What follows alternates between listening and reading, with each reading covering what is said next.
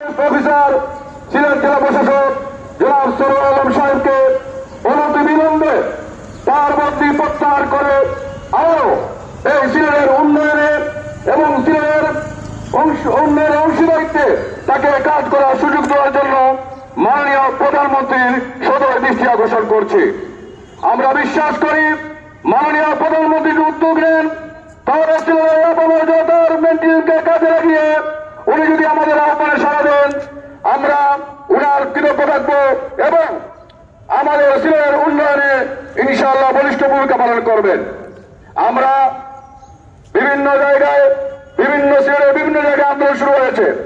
সিলেট ব্যাপী বিভিন্ন পয়েন্টে বিভিন্ন জেলা ভিত্তিক ডিসি সরওয়ার আলমের বদলির প্রত্যাহারের দাবিতে তারা আন্দোলন করে যাচ্ছে।